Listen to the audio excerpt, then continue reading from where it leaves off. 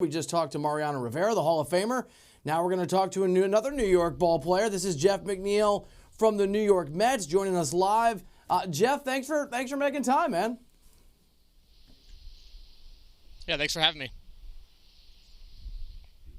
All right, so let's get ready to do it. I love your approach to the plate. And every time before going to the batter's box, you survey the defense, you look for holes. How much of an advantage does what you're looking for before you actually start battling that pitcher, how much of an advantage does that give you at the plate? I think it gives me a good advantage. When I see them shift me, I'm not trying to do too much. I'm just trying to hit a ground ball to the left side. Lately, they've been shifting me, and they've been playing the second baseman kind of deep, so it kind of opens up a little push bunt for me if I want. So, I think it's a great advantage with the bat control I have, and I'm able to get some hits and put the ball where I want it. Entering this week, you led all of the majors, all of baseball, in swinging at pitches inside the strike zone. Once you get in the batter's box, take us through your approach at the plate and the things you're trying to do. Definitely not trying to do too much. I kind of watch to see how the pitcher's throwing other hitters like me. I kind of, I like to see how he throws Conforto and Nimmo when he's healthy. They kind of pitch us all the same, so not trying to do too much, trying to get a fastball, early in the count, and I'm not afraid to hit that breaking ball or changeup if they're trying to steal a strike. So, just trying to get a good pitch in the zone and drive it.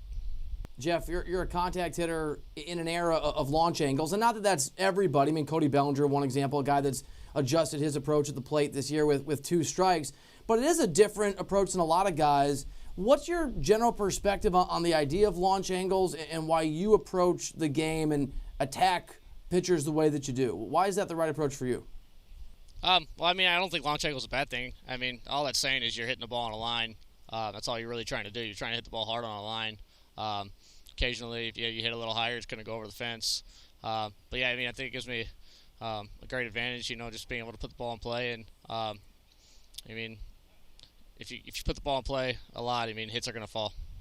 All right, so not to butter you up here, Jeff, but I was doing some research on you earlier today, right? Getting on the old Google machine, and may have voted for you a time or two for the All-Star game because I think you deserve it. For folks that are out there that haven't done that yet, why should they go and push that vote for Jeff McNeil for the All-Star game button? I think I've done all I could do. It's the first half of the season so far. I'm hitting 340 all year. Getting on base and letting Pete drive me in, and I think Pete deserves a vote as well. He's having an unbelievable year, and he got 20-something home runs, and carrying us on his back. So it's awesome to see.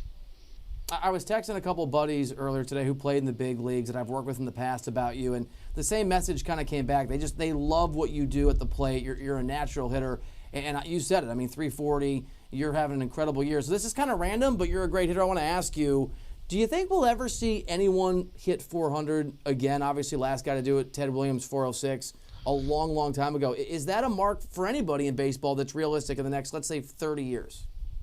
I think that's going to be incredibly hard to beat. The pitchers are so good now. Look what Bellinger's been doing. He's been crushing the ball, and I think he's hitting 350 right now. I know I've been hitting the ball well. I'm only hit 340. I don't know what more I can do, but it's tough. That 400 mark is going to be pretty hard to beat, especially for a full year.